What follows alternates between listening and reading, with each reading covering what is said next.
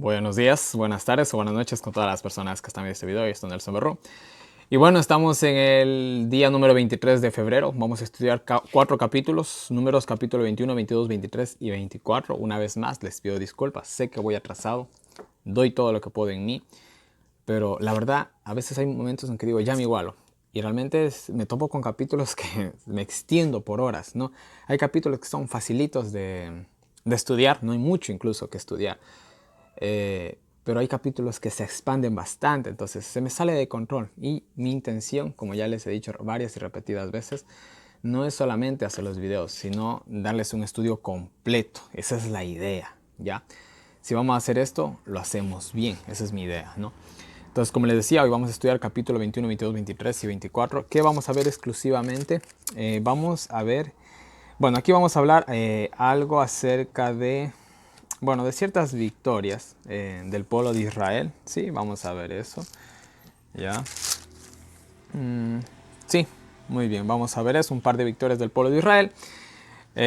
Y de ahí vamos a introducirnos en la historia de Balaam, donde vamos a sacar muchas enseñanzas muy buenas. Y de hecho esto es un complemento para el estudio de Apocalipsis. Acuérdense que en Apocalipsis se habla de la doctrina de Balaam. ¿Cuál es esa doctrina? Para entender la doctrina de Balaam tenemos que estudiar la historia de Balaam. Entonces, miren, yo una vez, ya hace muchos años, cuando recién empecé el ministerio, o antes de empezar el ministerio de profecías bíblicas, que lo inicié más o menos en el año 2015, perdón, estaba hablando rápido, a veces me va. Sí, entonces yo cogí, me acuerdo, tenía en este tiempo mi Biblia Andrews, creo que era mi Biblia de estudio, si no mal recuerdo, sí. Dije, voy a estudiar Apocalipsis. Y cuando comencé a estudiar Apocalipsis, me acuerdo que fue difícil al principio porque habían ciertas historias que sí las había leído, pero no estudiado. Y después llegué al capítulo 9 de Apocalipsis y ahí se paró el estudio porque, bueno, la quinta y la sexta trompeta son una cosa increíble. Me detuve ahí y después me di cuenta que había muchas profecías. eh, me di cuenta que había muchos huecos en las profecías. Hay profecías que la gente ni sabe qué significan exactamente, ¿no? Hay 1, 2, 3, 4, 5 puntos de vista en ciertos. Entonces yo me di cuenta que realmente para poder entender el libro de Apocalipsis se tenía que entender toda la Biblia. El resto de los 65 libros, especialmente el de Daniel. Entonces, ahorita vamos a estudiar una parte de Apocalipsis. Sí, hoy vamos a estudiar una parte de Apocalipsis. Así que el año bíblico simplemente es un complemento de Apocalipsis.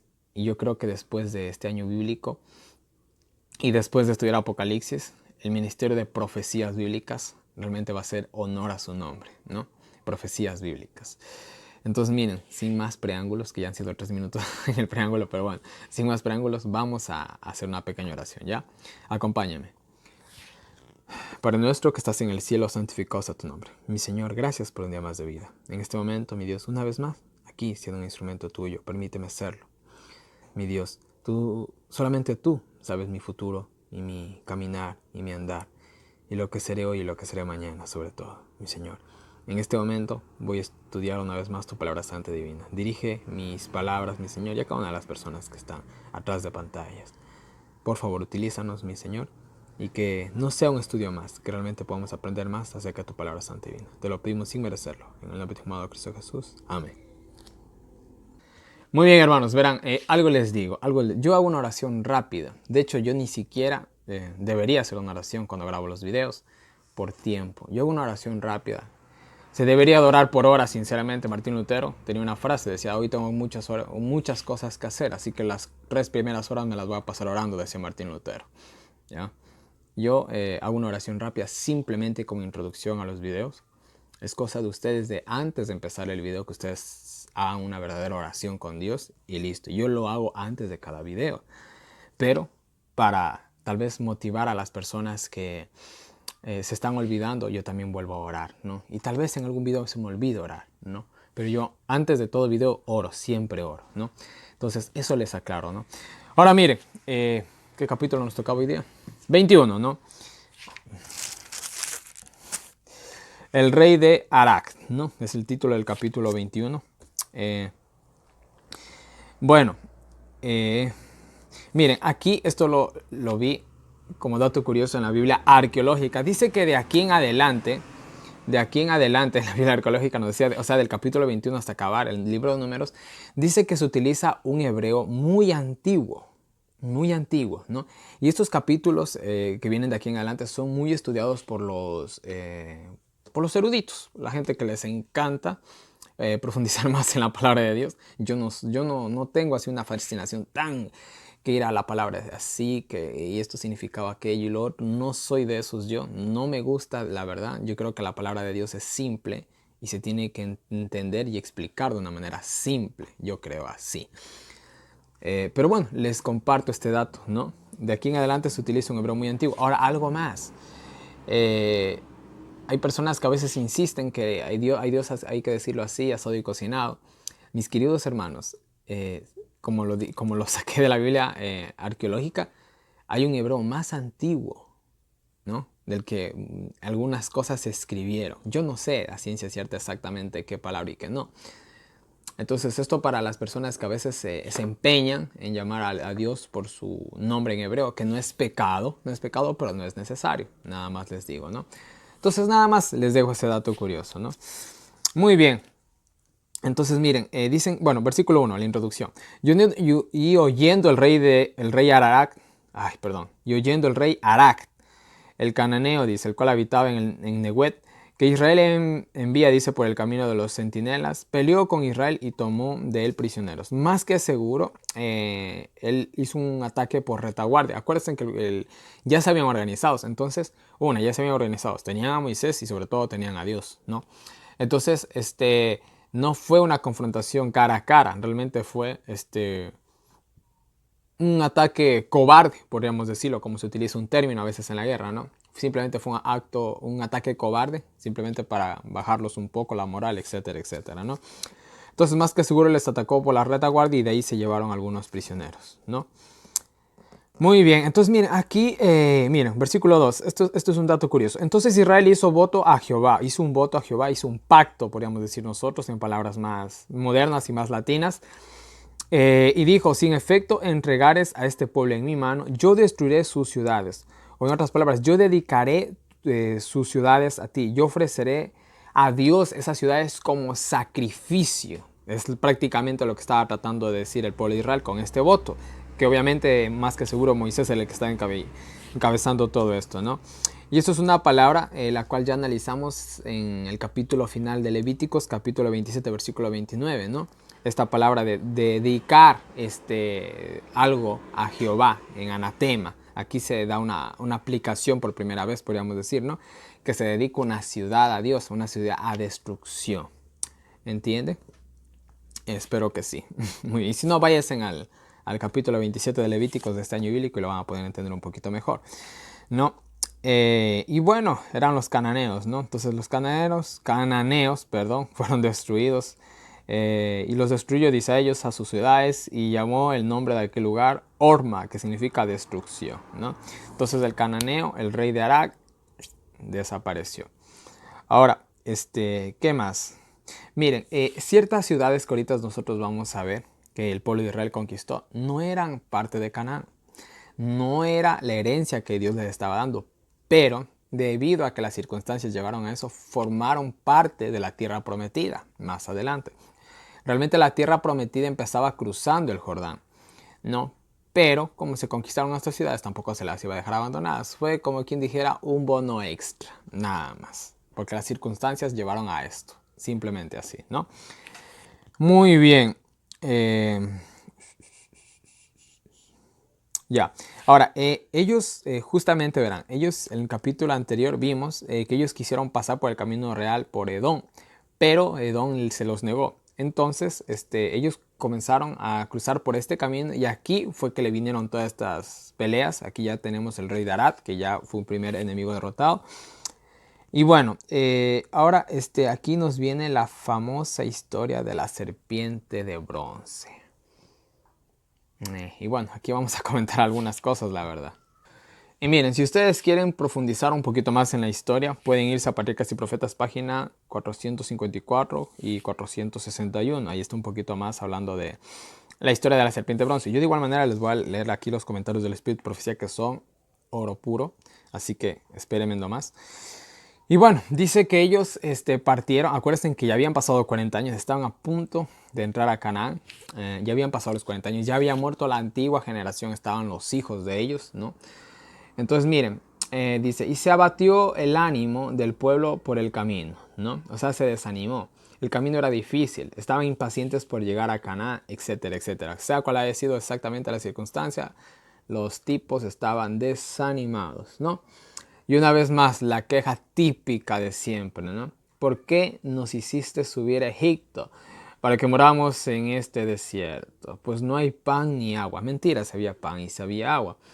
Lo que pasa es que no querían esa dieta celestial. Estaban cansaditos del maná, querían otro sabor, otra sazón. Eso es lo que estaba ahí. Dice, y nuestra alma tiene fastidio de este pan liviano, de este pan simple. Queremos experimentar nuevos sabores, ¿no? Era prácticamente la queja de ellos.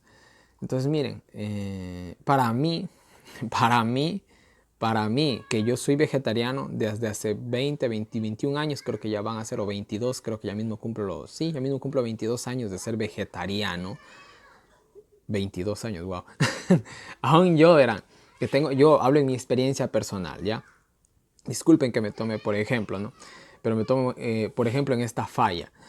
Aún yo teniendo ya cerca de 22 a 23 años aproximadamente ya de ser vegetariano, yo tengo aún a mi paladar, o sea, no está adiestrado, no está adoctrinado totalmente. Aún siento ganas de cosas ricas, no de carne específicamente, pero sí de una buena sazón, o de alimentos bien condimentados, o de dulces, que esa es una de mis mayores debilidades. No me da pena reconocerlo. Soy un pecador más, no crean que yo soy perfecto, ¿no? Entonces, miren, pero eso son cositas que tenemos que cambiar. Es como, por ejemplo, ahorita trato de reemplazar las golosinas por nueces, almendras. Trato de hacer eso. ¿Ya? Trato de hacer eso. Entonces son cosas que yo hago un esfuerzo para poder, o sea, yo también adoctrinar mi paladar. Aquí Dios les había tratado de cambiar a los tipos la mente, darles una buena reforma pro salud, que su mente esté más amplia, que su glándula pineal funcione bien para poderse comunicar bien con ellos. ¿Por qué? Porque ellos iban a enfrentar grandes guerras y aquí estamos viendo algunas, ¿no? Ahora, verán, en una cuestión de guerra o de supervivencia, el factor más duro de manejar es el psicológico. Ese factor te hace pedazos o te levanta. El factor psicológico. Si tú no tienes bien tu mente en tus 5 sentidos, te haces pedazos. ¿Sí me entienden? Te haces pedazos. Hay gente que se ha matado solita en circunstancias difíciles, literalmente, porque por el temor, por el miedo, sucede eso. ¿Ya? Entonces, mire, Dios quería hacer muchas cosas con el pueblo de Israel, pero para eso necesitaba acogerlos y hacerles una transformación total, nunca mejor dicho, una transformación total, ¿no? Pero ellos no querían, lastimosamente. Y ahora nosotros, miren, nosotros nos estamos preparando para entrar en la Canaán celestial. Se va a venir el tiempo de angustia como no lo hubo nunca jamás. ¿Ustedes creen que a nosotros no se nos exige la misma preparación? No, no se nos exige la misma preparación, se nos exige una mejor. ¿Sí? Porque para lo que nosotros vamos a pasar, señores, la cosa es en serio. Yo cuando me he ido a acampar, Dios mío, digo entre mí. Yo cuando iba a acampar he pasado malas noches, momentos duros, riesgos, he corrido riesgos medios feos, la verdad. No porque yo sea imprudente, sino que te llevan las circunstancias. Y digo, la verdad, falta una preparación. Solamente hablando de lo físico, digo, falta una preparación física, mental. Nunca olvidaré una vez que, si les conté, fue la caminata más larga que hice, me dio un calambre en las 2 rodillas, mi amigo casi se rompe la pierna. Fue duro, psicológicamente fue duro, pero yo al menos mentalmente soy un poco fuerte, pero físicamente estaba hecho pedazos. No me hacía de nada, de nada me servía la mente si el cuerpo no me daba. Entonces, mira, hay muchas cosas que decir y eso que no recalco el sentido espiritual, que es el más importante. Preparémonos para cruzar el desierto y llegar a Canaán, ¿ya? Y es interesante, ¿no? El pueblo de Israel cruza un desierto. ¿De dónde sale la bestia, la cual representa la imagen de la bestia? ¿No sale de un desierto? Pero bueno, vamos a seguir, ¿ya? Entonces, miren, ¿dónde estoy? Bueno, Dios quitó su protección. Sí. Porque en este momento comenzaron a salir serpientes. No es que las serpientes... A ver. Esto lo sabe cualquiera. Las serpientes más venenosas del mundo están por allá, por Medio Oriente. ¿Ya? Por Medio Oriente, por África. Son zonas desérticas. Las serpientes son animales desérticos, del desierto. Tú vas a un desierto y que no te topes una culebra. Eso es imposible. Son lugares donde viven, es la casa de ellas. ¿Por qué ahora recién después de 40 años comienzan a aparecer serpientes? ¿Que se fueron de vacaciones, estaban en el Amazonas y decidieron volver las serpientes? No. Lo que pasa es que Dios siempre les había protegido de esa plaga, de ese mal. Pero ahora Dios se enojó por sus quejas, sus murmuraciones y dijo, bueno, vamos a quitar su protección. Dicen que la están pasando mal. Bueno, ahorita la van a pasar mal sin mi protección, van a ver, ahora sí. Y como hay un sabio dicho que dice, uno no sabe lo que tiene hasta que lo pierde, ¿no? Entonces, miren, ya, dicen que eran, ¿dónde estoy? Eran serpientes ardientes. ¿Por qué ardientes? No es que las serpientes estaban encendidas en fuego. No, no se refiere a eso. Se refiere a su picazón. Quemaba y encima estabas en el desierto. ¿Cómo crees que se siente eso? Una vez me acuerdo, a mí me picó una hormiga que se llama la conga. Aquí le tienen terror. Más de una vez me la he cruzado. Y cuando era niño, yo habría tenido unos 5 o 6 añitos. Y me picó en el talón. Cómo quemaba y yo cómo lloraba. Pobrecito de mí. Entonces yo lloraba y quemaba, lloraba y quemaba. Entonces mi mamá trataba de ponerme algo para que se me enfríe, pero a la final me quedé dormido del dolor, sinceramente me quedé dormido del dolor. Entonces me imagino que algo así debió haber sido la picadura de estas serpientes. Quemaba y encima el desierto ardía, entonces una cosa terrible, ¿no? Muy bien, ¿qué más dice? Ya, el pueblo le pide a Moisés que ore por ellos. Oró, bueno. Ya, muy bien. Moisés oró, ¿no? Ahora, la respuesta divina es muy interesante. Y aquí vamos a entrar en un punto de controversia. Jehová dijo a Moisés, hazte una serpiente ardiente, una serpiente como las que le están mordiendo al pueblo, mejor dicho, y ponla sobre un asta, sobre un palo, podríamos decirlo, ¿no? Asta, bueno, aquí se usa como una lingüística de estandarte, como la bandera que se pliega, ¿no? Pliegan los militares, ¿no? O como una bandera nacional, así literalmente, ¿ya? Esa era la idea que estaba tratando de decir aquí, una asta, ¿no? ¿Será que cualquiera que fuera mordido y mirare a ella vivirá? Ahora, voy a terminar de leer el versículo 9 y dice, Moisés hizo una serpiente de bronce y la puso sobre un asta. Es interesante que el bronce brilla con el sol, ¿no? ¿Dónde estaba? Entonces se podía ver de lejos la serpiente de bronce. Dice, que cuando alguna serpiente mordía a alguno, miraba a la serpiente de bronce y vivía, ¿no? Ahora, ¿qué es esta serpiente? Esta serpiente es un símbolo de Cristo, ¿no? Esto lo podemos ver en Patriarcas y Profetas, página 457 y 458, ¿no? Ahora, también podemos ver que, vuelvo y repito, que es un símbolo de Cristo según Juan capítulo 3, versículo 14, ¿no? Ahora miren, una vez yo hablaba con un fraile, cuando yo tenía unos 16, 17 años. Bueno, de la Biblia sabía muy poco yo en ese entonces. Entonces estaba con un grupo de chicos, amigos míos de la misma edad, todos contemporáneos. Entonces justamente comenzamos a hablar de las imágenes. Ellos sabían que yo era cristiano. Me decían evangelista de apodo, me tenían ellos puestos como evangelista, porque siempre por ahí tenía mi Biblia y cualquier cosa les predicaba. Entonces, y ellos por provocarme, a mí y al fraile, nos hicieron la pregunta de las imágenes. ¿Hay que adorar imágenes? Y yo les dije no, porque yo al menos nunca he tenido pelos en la lengua. Y el fraile le dijo, pero si Moisés enseñó, bueno, Dios por medio de Moisés enseñó que debemos de tener imágenes. Y yo me quedé como que Moisés.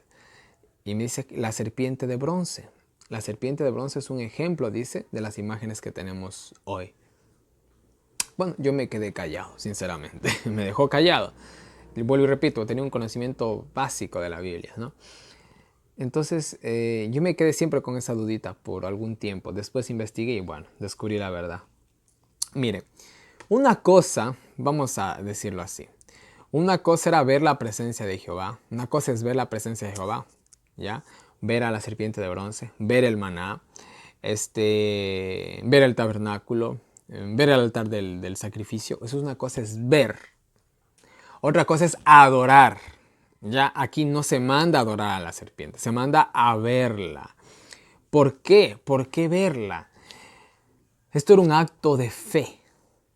¿Sí me entienden? Así como por fe yo creía que mis pecados se pasaban al becerro, de igual manera yo por fe, yo creía que al ver a la serpiente, a esta serpiente de bronce que simbolizaba el pecado que ellos habían cometido, simbolizaba a Cristo llevando nuestros pecados. Aquí podemos explayarnos bastante en el significado de la serpiente de bronce, ¿no?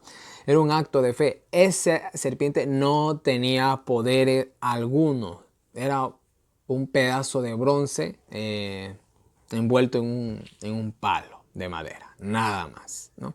Todo esto simplemente era un acto de fe, nada más, mis queridos hermanos. Y vuelvo y repito, vayan a Parágrafos y Profetas, página 457 y 458. Ahí está detallado de una manera mejor la historia, ¿no? Así como Cristo llevó nuestros pecados, esa serpiente llevaba el pecado del pueblo. Así como Cristo fue colgado en una cruz, esa serpiente también era un símbolo de Cristo. Todo era un símbolo de Cristo. Las serpientes, ¿quién sería? Satanás, que nos muerde en el pecado. Pero nosotros tenemos que acudir ¿a quién? A Cristo para hacer ¿qué cosa? Limpios, salvos de ese pecado, para curar esa herida del pecado. ¿Entienden? Es simple es simple el significado. Más adelante en la historia, y ¿saben qué? Les voy a leer. Está en Segunda de Reyes 18:4. Me voy a romper un poco la temática del año bíblico, pero les voy a leer. Segunda de Reyes, ¿qué dije? 18:4. Vamos a ver qué pasó al final con la serpiente de bronce. Vamos a hablar del rey Ezequías. Ya hemos de llegar a los reyes, ¿ya? Pero ahorita vamos además a leer versículo 3 y versículo 4. El rey Ezequías hizo lo recto en ojos de Jehová, conforme a todas las cosas que había hecho David su padre. Un buen rey.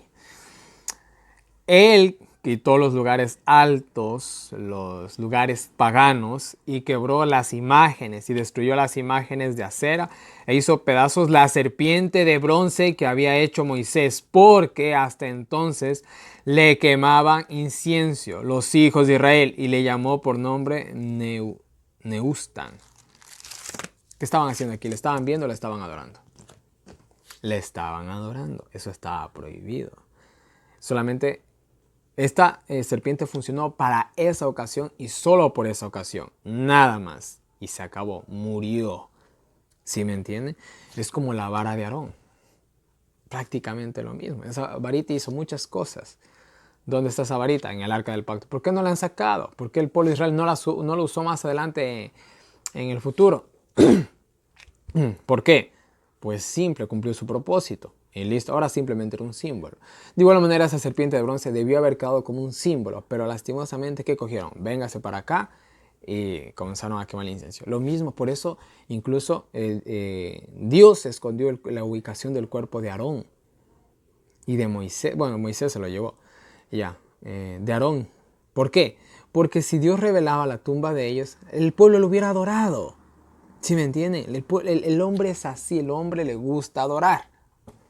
O te adoras a ti mismo, ya que ese es uno de los casos, ¿no? El egocentrismo. O adoras a alguien cuando tienes muy baja tu autoestima. O simplemente adoras. Sí, o sea, el hombre siempre busca algo para adorar. A uno, a alguien o a un Dios, sea quien sea. Eso es todo, ¿no? Así es el ser humano, ¿no? Pero eso no era el plan de Dios. Era para que el pueblo de Israel tenga fe. ¿Cómo me voy a curar viendo yo una serpiente si soy picado por una serpiente? ¿Cómo puedo vencer yo el pecado? Por medio de un hombre, porque Dios hizo hombre. ¿Cómo es posible? Es que sí es posible. Sí es posible. Si se dan cuenta, hay mucho que decir de la serpiente de bronce, pero ustedes pueden sacar sus propias conclusiones. Espero que haya quedado claro. Ahora miren, les voy a leer los comentarios del Espíritu de Profecía, aunque no se ha acabado el capítulo 21, no se ha acabado, pero les voy a leer los comentarios del Espíritu de Profecía ya que van justamente a este tema. Dice, habían sido preservados milagrosamente. Para castigarlos por su ingratitud y sus quejas contra Dios, el Señor permitió que los mordieran serpientes ardientes. Son llamadas ardientes porque su mordedura producía una dolorosa inflamación rápida y muerte, ¿no? Y rápida muerte, perdón. Hasta ese tiempo los israelitas habían sido preservados de las serpientes del desierto por un continuo milagro, pues el desierto por el cual iban viajando estaba infestado con serpientes ponzoñosas. Dios quitó su mano y bueno, ya saben lo que pasó. Una decisión fatal. Hubo quienes se detuvieron a razonar, escuchen, en cuanto a la necesidad de buscar alivio de esa manera. Eso de que serían curados si miraban un pedazo de bronce es absurdo para ellos. Por eso dijeron, no miraremos. Esa decisión fue fatal y perecieron todos los que no aceptaron el recurso provisto. Hubieran personas que no hicieron caso, ¿no? La serpiente de bronce fue levantada en el desierto para que pudieran ser curados los que miraban con fe. Para que puedan ser curados los que miraban con ¿qué? Con fe. Así también Dios envía un mensaje de restauración y curación a los hombres, pidiéndoles que aparten la mirada del hombre y de las cosas terrenales y coloquen su confianza en Dios. ¿Ya? Él ha dado la verdad a su pueblo con poder mediante el Espíritu Santo. Abrió su palabra a los que estaban escudriñando, orando en procura de la verdad. Pero cuando estos mensajeros dieron a la gente la verdad que había recibido, fueron tan incrédulos como los israelitas. Muchos se quedan cavilosos ante la verdad que les ha sido llevada por humildes mensajeros. Era algo absurdo. Yo les digo algo, yo he recibido lecciones hasta de ateos, pero hay que tener la humildad, les digo así, para aceptar esos mensajes que provienen de Dios. Vean que cuando Dios habla, hasta el diablo tiembla y obedece, dicen por ahí. Entonces miren, creo que queda un poquito más claro el tema de la serpiente de bronce. Ahora miren, vamos acá a la segunda sección.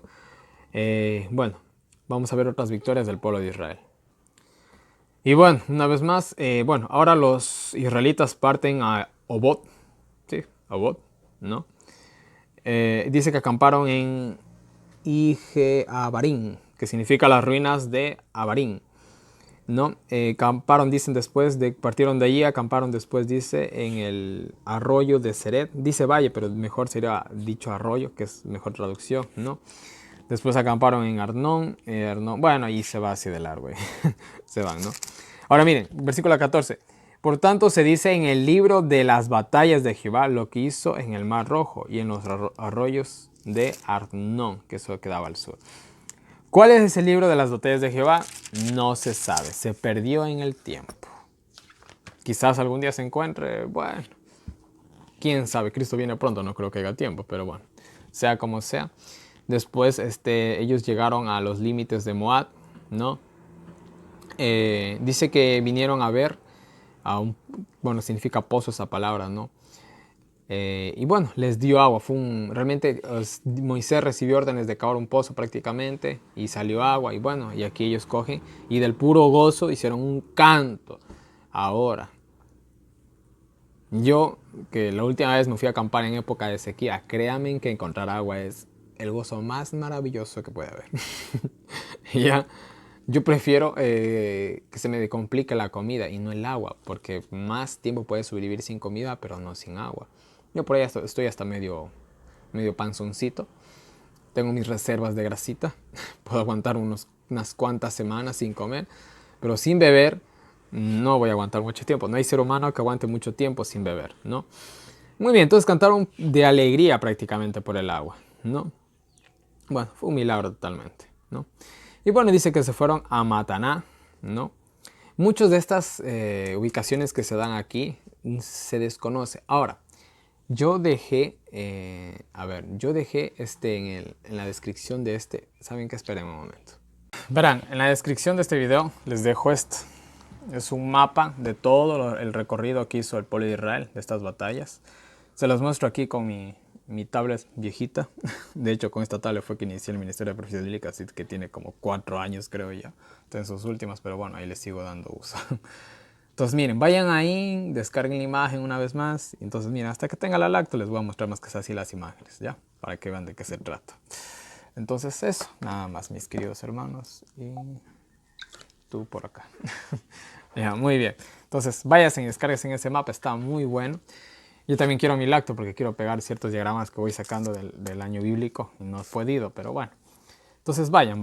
Y ahí está todo descrito aquí, los lugares donde se cree, donde no. Hay lugares que no se sabe dónde está su ubicación exacta, otros que por ahí se asume, etcétera, etcétera, ¿no? Entonces miren, bueno, entonces dice que Israel llegó a un lugar que se llamaba Seón, mandó embajadores ahí de paz, ¿no? Mas Seón dice que no los dejó pasar, ¿no? Más bien dice que salió contra Israel, peleó con Israel, lo hirió Israel a filo de espada y tomó la tierra de Arnón hasta, bueno, más bien dicho, Israel les ganó y se quedaron con su tierra, ¿no? Y dice que tomó prácticamente aquí el pueblo de Israel toma las ciudades de los amorreos, más bien dicho, ¿no?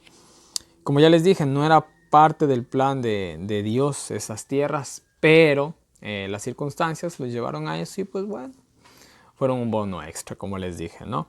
De ahí se describe un canto del versículo 27 al versículo 30, ¿no? Aquí se utiliza la palabra fuego en el versículo 27, que es un símbolo de guerra. El fuego es un símbolo de guerra. Interesante. Bueno, ya hemos de llegar al Apocalipsis. El fuego es un símbolo de guerra. ¿Qué hacen con eso? Ya, ¿qué más?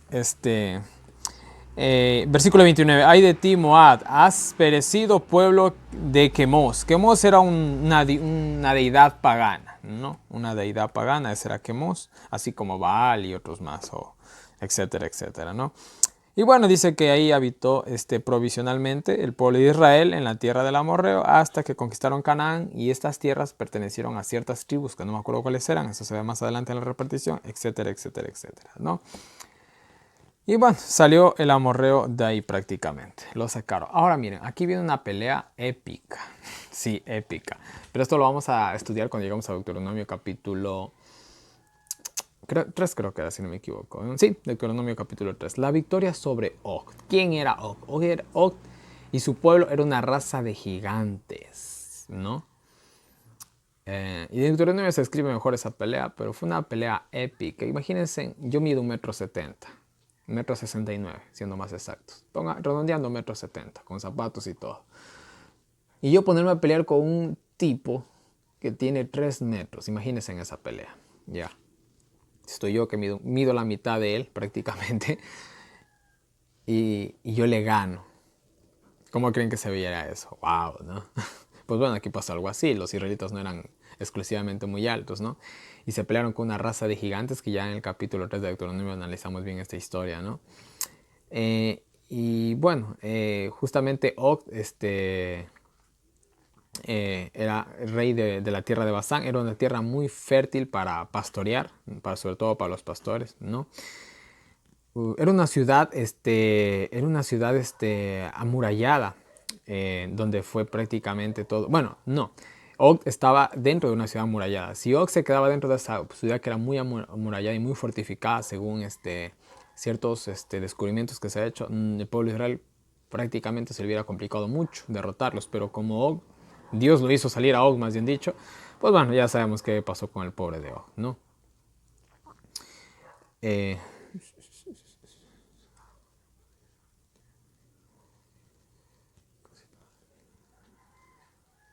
Ya, muy bien. Bueno, aquí realmente se tomó casi toda la tierra de Basán, casi toda la tierra, según Números capítulo 32, versículo 39 al 41, Deuteronomio capítulo 3, 14, ¿no? Y dice que esto más o menos eran unas 60 ciudades fortificadas, era bastante las ciudades de Og, ¿no? Y bueno, dice que partieron de allí los hijos de Israel y acamparon en Moab, ¿no? Que está frente a Jericó. Aquí comienza la historia de Balaam, ¿no? Y bueno, ahí vamos a entrar en materia, ¿no? Y dice, y vio Balac. Primero que nada, Balac significa saqueador, devastador, ¿no? Hijo de Zippor. Zippor significa pájaro, ¿sí? Pájaro, ¿no? Sí, pájaro. ¿No? Y bueno, dice que el rey Balac, ¿no? Que era rey rey de Moab, dice que él vio todo lo que habían hecho. Ahora miren, hablemos solamente de Og. Og era la más poderosa ciudad y era una ciudad de gigantes. Y el pueblo de Israel les había vencido. ¿Cómo creen que se pusieron ellos? Ellos se pusieron mal. Ellos se pusieron muy mal, la verdad. ¿No? Ellos se pusieron nerviosos, ¿no? Dijeron, si a Og y los gigantes los derrotaron, ¿qué harán con nosotros? Dijeron ellos. Pero ellos, como eran aparentados, Dios les había dicho al pueblo de Israel que no les haga nada, ¿no? Pero él no sabía eso. Y bueno, ya sabemos qué es lo que viene después, ¿no? Bueno, dice que Moab y Madián eran enemigos, pero se unieron por el motivo de destruir al pueblo de Israel, ¿no? Y bueno, por ahí entra Balaam en la historia. Balaam, por lo visto, parece que era famoso, había hecho algún par de cositas por ahí, sea como sea, al Señor lo conocía, ¿no?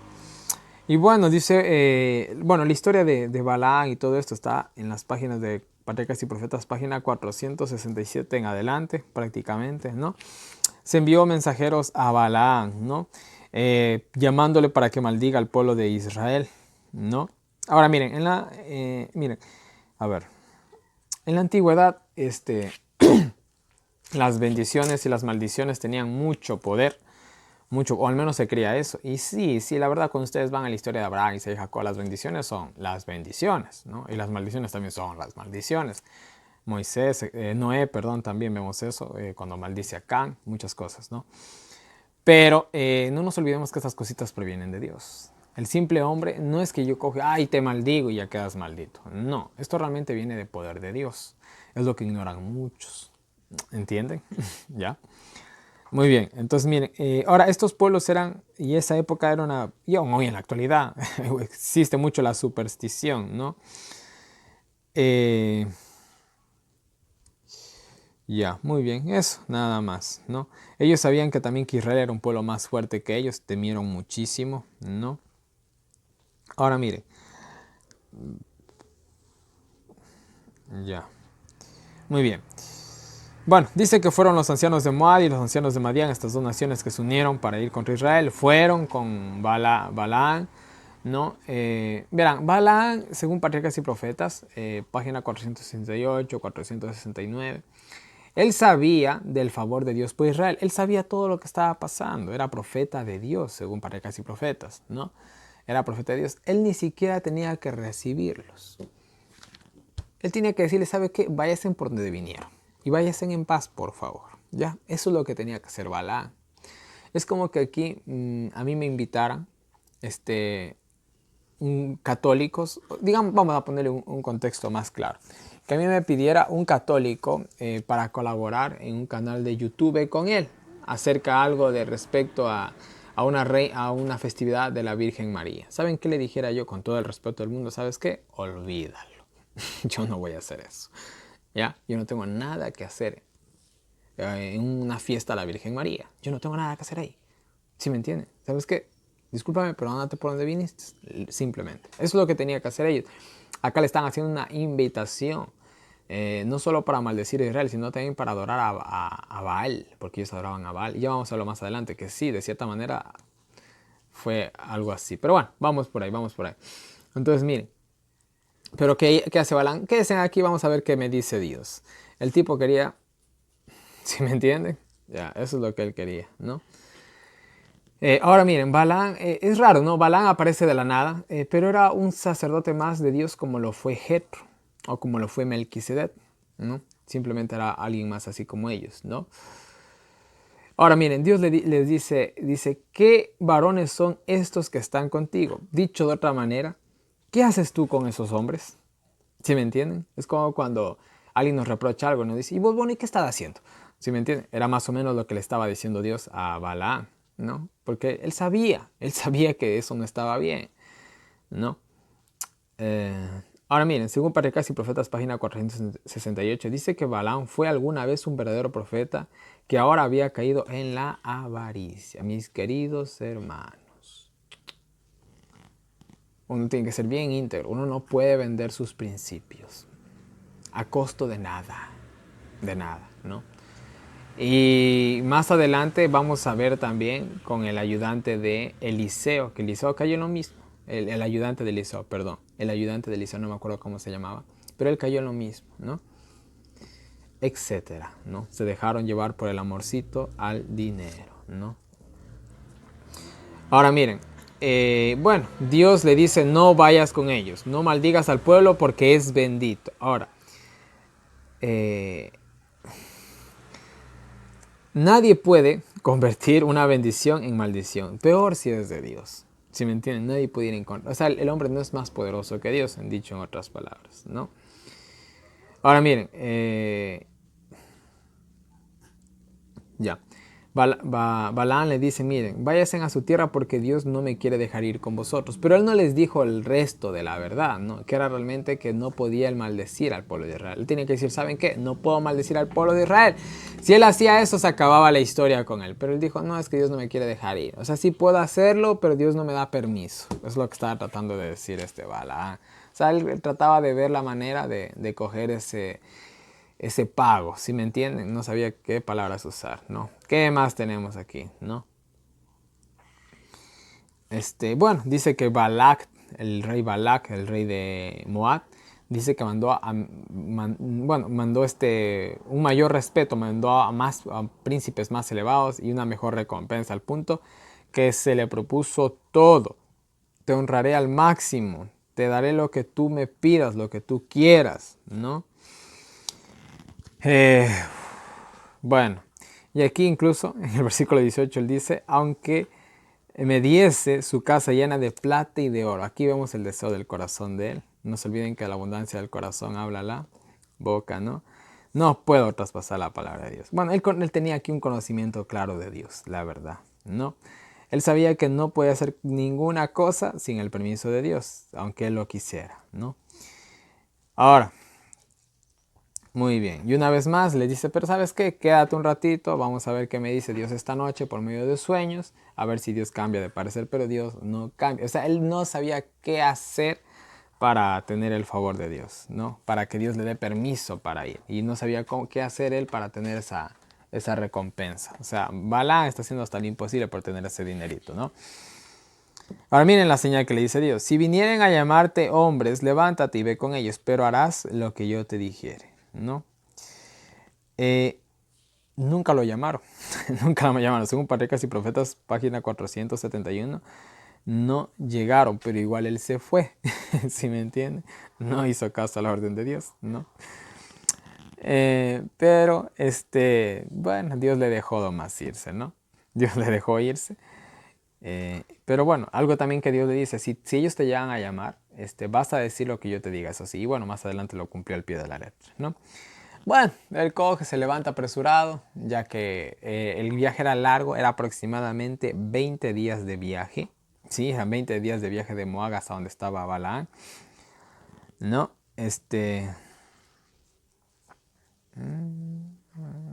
Sí, 20 días de viaje aproximadamente, ¿no? Entonces también tenía 20 días más o menos para pensar lo que estaba haciendo, cosa que no lo hizo. Dice que tomó 2 de sus criados y se fue tras los príncipes a maldecir al pueblo de Israel, ¿no? Iba sobre su asnita, ¿no? Bueno, dice, los leía los comentarios, decía que Balaam corrompió su vocación por amor al dinero, ¿no?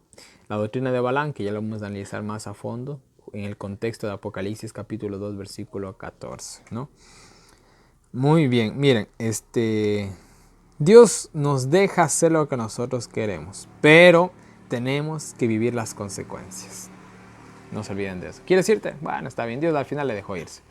Pero vas a vivir las consecuencias. ¿Cuáles eran las consecuencias? Un ángel, posiblemente Jesús, se cree que era Jesús, según Patriarcas y Profetas, página 382, se cree que era Jesús. Aunque la cita no lo dice textualmente, pero se cree que era Jesús. Y ahora sí, ¿quieres irte? Ándate. Pero Jesús te va a salir al encuentro con una espada, ¿no? Bueno. Ahora, dice que salió por el camino. vio el ángel de Jehová que estaba por el camino, se apartó a un ladito el asna, le azotó al asna, ¿no? Para hacerle volver al camino. Bueno, más adelante se puso en una senda de viñas. Estaba un camino un poco angosto. Dice que el asna cogió y también se volvió a hacer hasta un lado, apretando el pie de Balaam contra la pared, y otra vez Balaam le dio una paliza a la pobre burrita, ¿no? ¿Qué más? Pero después más allá se puso en una angostura donde no había camino para apartarse ni a derecha ni a izquierda, ¿no? Entonces miren, el hombre estaba tan ciego por la avaricia que no se daba cuenta de lo que estaba pasando. Ya les digo por qué. Seguimos. Entonces dice que el asna vio, dijo, aquí vamos a morir. El asna dijo, de aquí no me mueven. Y se echó en el camino. Y no le ibas a hacer parar ese animal por nada. Entonces dice que le comenzó a golpear a la pobre con un palo. Imagínense, era la cosa ya en serio. Entonces dice que Jehová obra un milagro y dice que le permite hablar al asna, ¿no? Y el asna le dice, ¿qué te he hecho que me has herido estas 3 veces, ¿no? Entonces Balaam, miren y cómo estaba el estado de este hombre, ¿no? Que se puso a hablar con un burro, literalmente. Verán, si a mí me hablara mi perro, oigan, que a mí me da un patatús, ahí mismo tal vez me da hasta un infarto, ¿no? Ya. Y peor ponerme a hablar con él. Pero él estaba en un estado de éxtasis, de pecado, podríamos decirlo, que ni siquiera se dio cuenta que estaba hablando con un burro, creo yo. Entonces miren, Balaam respondió al asna, porque te has burlado de mí, o sea, me has tomado por tonto, quiso decir. Bueno, fuera que tuviera espada en mi mano, ahora mismo te mataría. Ahora miren, aquí es una ironía, ¿no? Balaam no podía ni con su propia burrita, peor iba a poder hacerlo con una nación. Si se dan cuenta, qué ironía, ¿no? No pudo mover un burro, iba a mover una nación. Sé que suena gracioso, pero así de irónico es este asunto, ¿no? Dios da lecciones, ¿no? Buenas lecciones. Y bueno, el asna le dice, bueno, ¿y yo cuándo me he comportado así? ¿No te das cuenta de lo que está pasando? Le dice, ¿no? El asna realmente se había comportado peculiarmente desde el día en que Balaam había tenido como su burro, ¿no? Como su burrito de carga, ¿no? Entonces miren que Jehová abrió los ojos a Balaam y vio al ángel de Jehová que estaba en el camino y tenía su espada desnuda en su mano, y Balaam hizo de reverencia y se inclinó sobre su rostro. Realmente se llenó el tipo de terror, no fue algo de arrepentimiento de pecado, ¿no? Sino que se llenó de terror, la verdad. Entonces miren, y aquí pasa algo interesante, ¿no? Esto se parece mucho a la experiencia de Pablo. Pablo, también le pasó lo mismo, ¿no? Prácticamente iba en su necedad, solo que la historia de Pablo y de Balaam es muy diferente, terminaron muy diferentes los dos, obviamente, ¿no? Entonces, mire, él iba también en su terquedad, Pablo, y le sucede lo que le sucede. Dios le abre los ojos de una manera espiritual, solamente lo ven él, no lo ven sus criados, los criados que iban con Balaam ni se los menciona, no vieron eso, no escucharon, ni siquiera han de haber escuchado, ¿no? El ángel, que posiblemente era Jesús, le dice, tu camino es perverso, es temerario, estás haciendo una locura. O sea, él sabía que lo que estaba haciendo no estaba bien. Él sabía que esto le estaba implicando la muerte. Es como que uno le dice a alguien, oye, no te vayas por ahí. Y esa persona dice, no pasa nada. Ese tipo es un temerario, ¿no? Pero no en el buen sentido de la palabra, sino en el mal sentido, que está arriesgando su vida por nada, ¿no? ¿Qué más?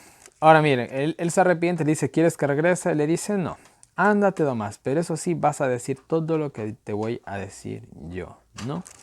Y bueno, es interesante que el burro, en este caso la burrita, fue más temerosa de Dios que el hombre.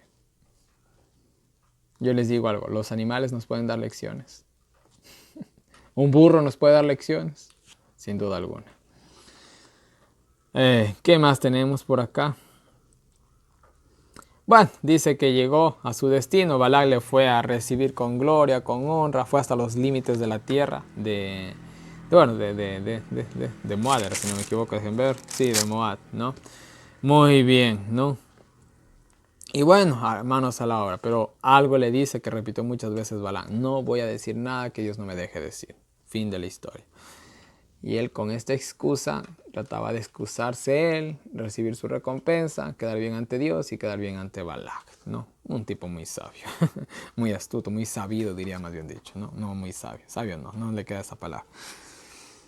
Muy bien, entonces dice que fue Balaam con Balac y vinieron a la ciudad de Usoc, que significa ciudad de las calles, ¿no? Bueno, aquí viene algo interesante. Hizo matar 7 bueyes, edificó 7 altares. No, perdón, espera, estoy mal. Versículo 40. Balac hizo matar bueyes y ovejas y envió a Balaam y a los príncipes que estaban... Hizo una fiesta por la llegada de Balaam.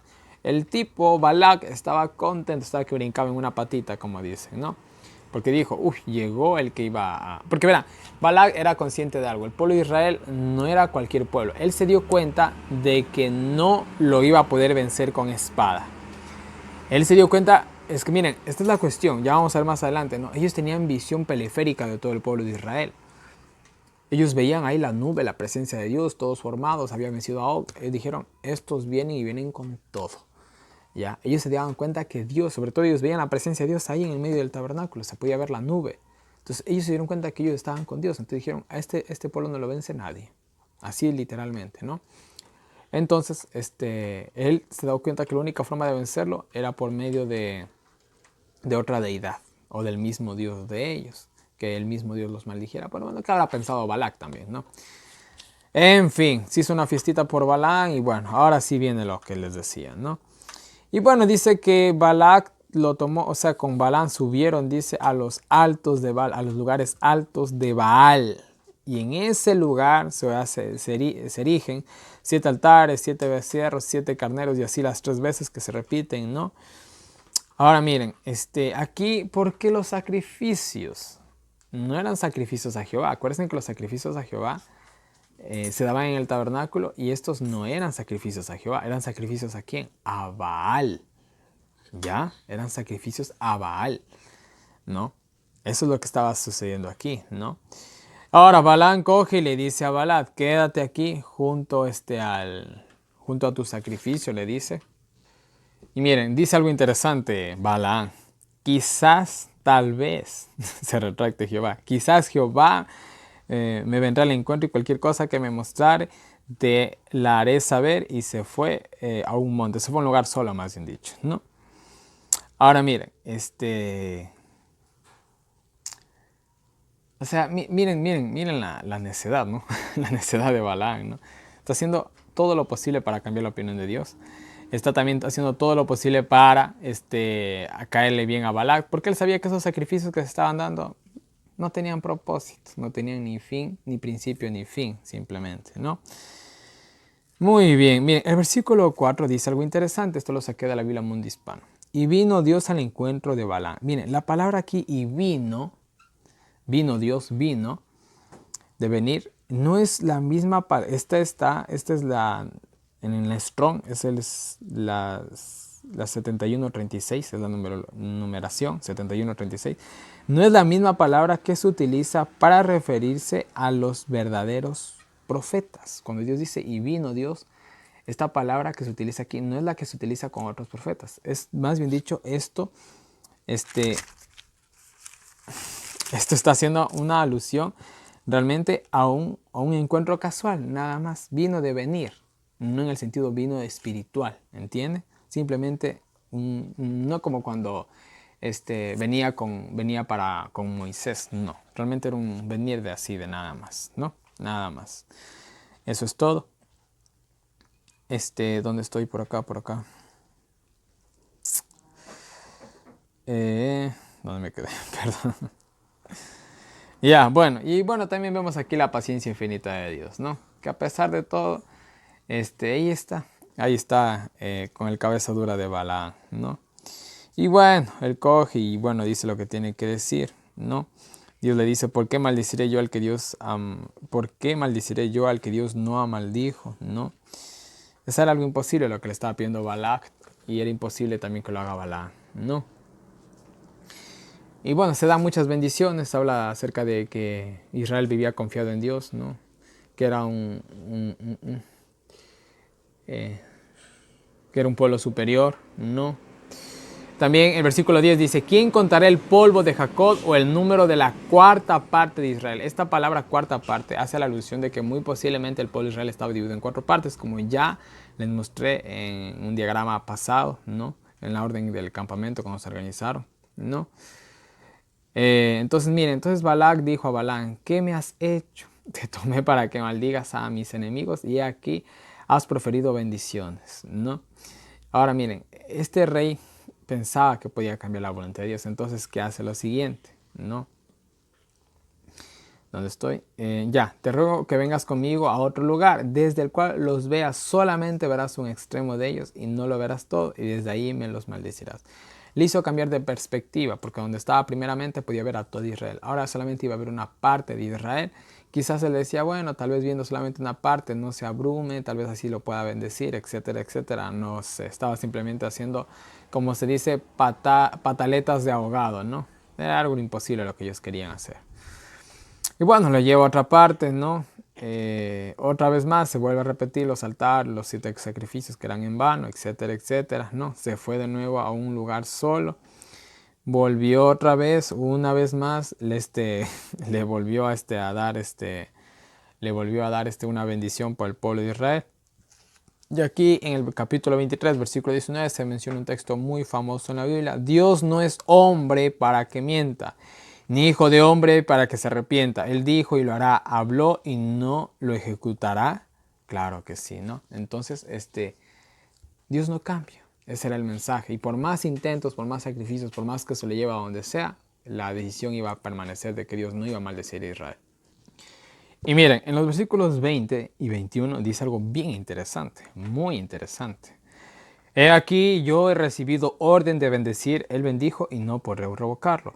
No ha notado iniquidad en Jacob, ni ha visto perversidad en Israel. Jehová su Dios es con él y júbilo del rey en él. En otras palabras, mientras el pueblo de Israel permanezca leal y firme a Dios, es imposible maldecirlos. Y eso es así con cada cristiano. ¿Que por qué me van las cosas mal? Bueno, algo ha pasado.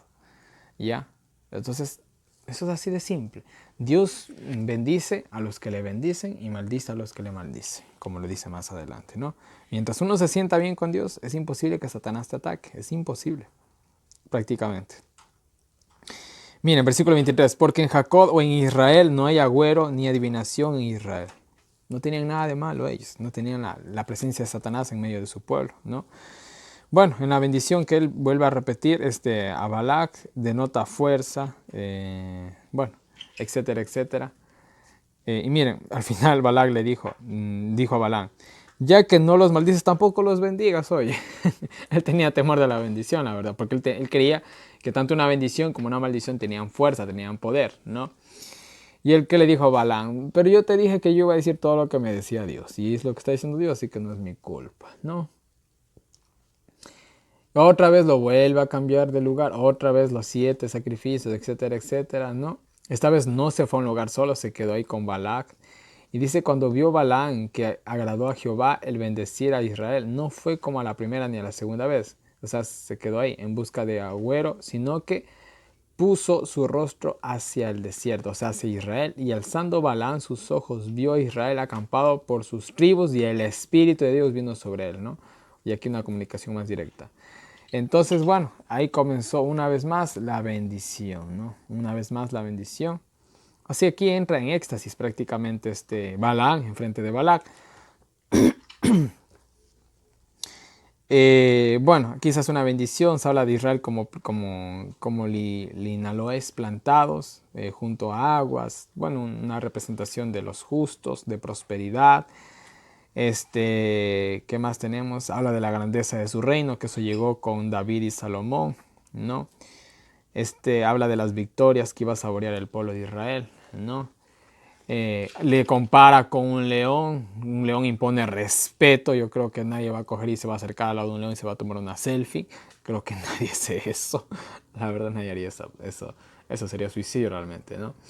Entonces se encendió la ira de Balac, ¿no? Contra Balac, ya se enojó, ¿no? Y batiendo sus palmas, o sea, ay, ¿sí me entienden? Ya en enojo supremo. Le dijo, para maldecir a mis enemigos te he llamado, y aquí los has resueltamente bendecido. Ya 3 veces había pasado esto. Entonces una indignación grande tenía el rey Balac, ¿no? Grande, grande, grande, ¿no?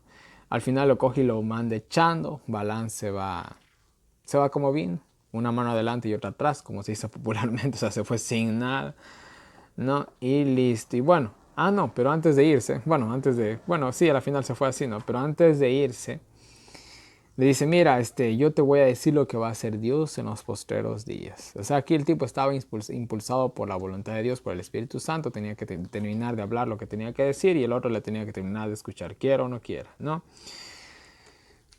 Y miren, aquí viene, es una profecía mesiánica que tanto habla de la primera como de la segunda venida de Cristo, lo que se va a leer aquí, ¿no? Y bueno, aquí se va de largo, ¿no? Eh, Bueno, versículo 17. Lo veré, mas no ahora, lo miraré, mas no de cerca. Saldrá estrella de Jacob y se levantará cetro de Israel. ¿A quién está haciendo aquí? La primera y la segunda venida de Cristo. Y herirá los contones de Moab y destruirá a todos los hijos de Sed. De igual manera, mira, aquí por ejemplo se habla de un cetro, un rey, ¿no? Se habla del Mesías, se habla de victorias, ¿no? Versículo 18, y será tomado Edom y también Seir. Esto se cumplió con David, ¿no? Y Jacob vendrá, dice, el que dominará y destruirá a la ciudad, al que quedare, Jesús, ¿no? Y viendo a Amalek, tomó su parábola y dijo a Amalek, cabeza de naciones, mas su postrimeria perecerá para siempre. Amalek es una alusión de todos sus enemigos, se cree, porque no fue una ciudad. Amalek es una palabra general para abarcar a todos los enemigos del pueblo de Israel. No. Y bueno, después de dar esta larga bendición, que ustedes la pueden leer, no. Dice que entonces se levantó Balaam y se fue y se volvió a su lugar, a donde estaba, a su casa, y también Balac se fue por su camino, se fue a su reinado, ¿no? Según Patriarcas y Profetas, páginas 480, dice que Balaam volvió solamente para tramar la caída de Israel. Miren, qué astucia de este hombre, ¿no? Qué mala astucia de este hombre. Él en la segunda bendición, si no mal recuerdo, él habla de que mientras Israel no pecara, en la primera bendición fue creo, mientras Israel no pecara, Dios no los podía maldecir. Entonces él se dio cuenta y dijo, no, aquí la clave es que Israel peque y ahí les voy a poder maldecir y ahí voy a tener un hombre demasiado astuto. Ya vamos a ver eso más adelante, ¿no? Entonces miren, así es prácticamente la historia de Balaam. Ahora miren, yo les voy a leer los comentarios del Espíritu de Profecía del capítulo 22 y del capítulo 24, ¿no? Les quise leer todo al final para hacer una pequeña conclusión. Comentario del capítulo 22, versículo 1 al 6 dice, Balaam y su duplicidad. En el tiempo cuando Balac envió mensajeros en su busca de Balaam, él manifestó duplicidad. Maniobraba para ganar y retener el honor de los enemigos del Señor a causa de las recompensas que recibía de ellos.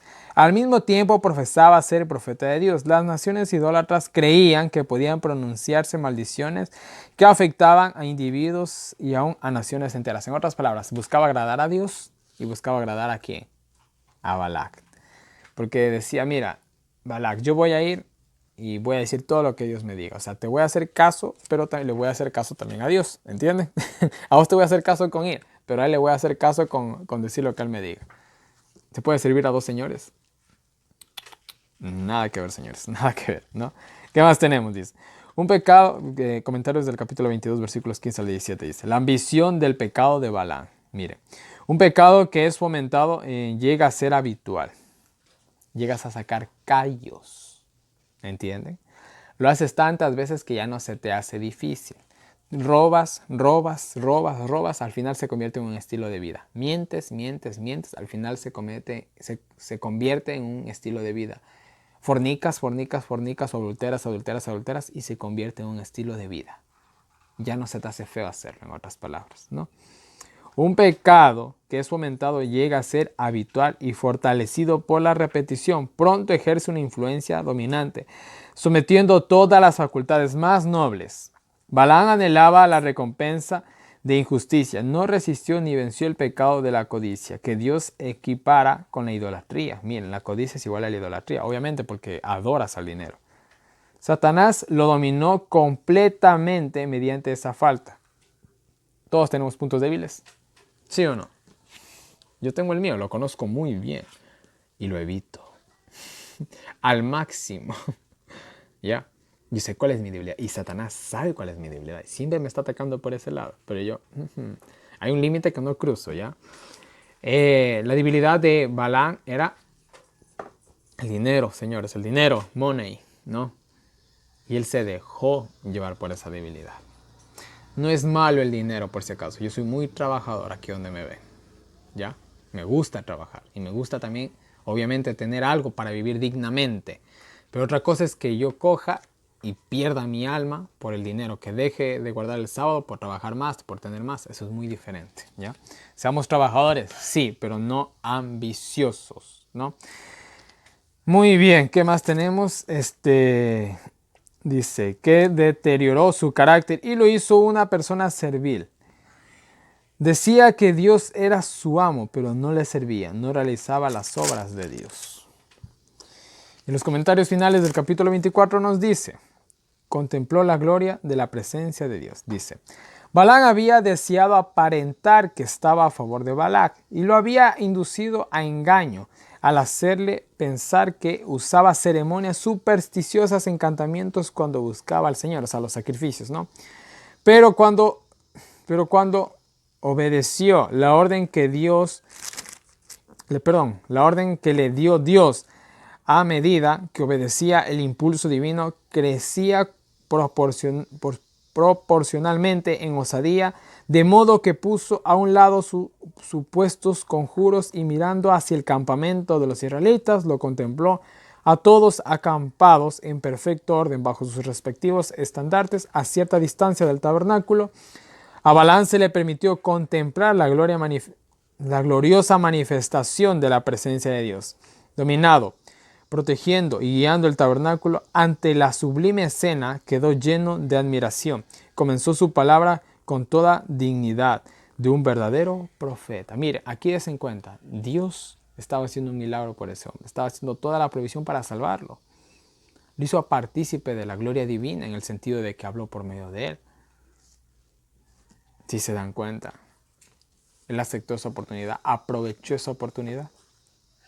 Sabemos que no. Balac, admirado por la revelación, dice, hablando del rey de Moab,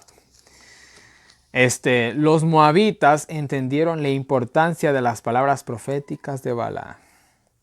Balaam le dijo a Balac que le informaría en cuanto a lo que harían los israelitas con su pueblo en un periodo posterior. El Señor desplegó el futuro delante de Balaam y permitió que pasaran delante de su vista con acontecimientos que habrían de suceder para que los moabitas entendieran que Israel triunfaría finalmente.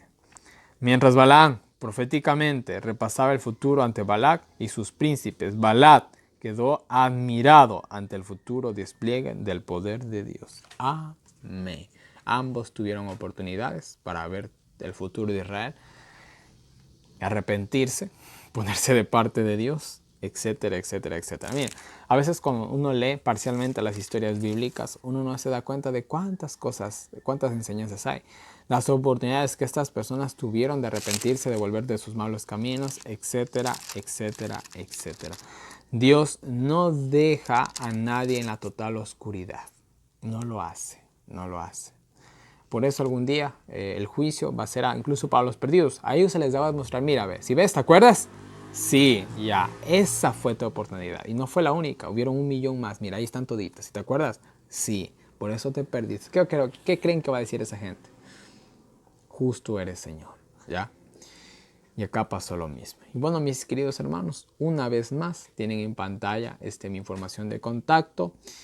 Por favor, váyanse a la descripción de este video, váyanse donde dice diagramas. Ahí están subidas todas las imágenes, los mapas, todos los diagramas, todo de lo que he compartido del año bíblico. Péguenlos, por favor, en sus vidas van a quedar poderosas después de este año bíblico. Yo les aconsejo eso. Una vez más, los que me quieran agregar al WhatsApp, preguntas, dudas, respuestas, recibir el año bíblico, cualquier cosa, escriban. ¿Me demoro en responder? Sí, pero que respondo. De igual manera, para los que me quieran apoyar, gracias infinitamente. Gracias. Gracias a ustedes es el año bíblico, es el año bíblico, más bien dicho, ¿no? En verdad sí. Si no fuera por el apoyo de muchas personas que están detrás que son héroes anónimos, diría yo, esto sería imposible de llevar. Las personas que me quieran colaborar, vuelvo y repito, ahí está la información de contacto. También en la descripción de este video hay un enlace para los que me quieran ayudar por medio de PayPal. Y bueno, etcétera, etcétera, mis queridos hermanos. Les agradezco mucho. Y bueno, no les canso más. Que Dios nos bendiga a cada uno de nosotros, nos ayuda a seguir adelante y nos vemos el día de mañana con un nuevo video.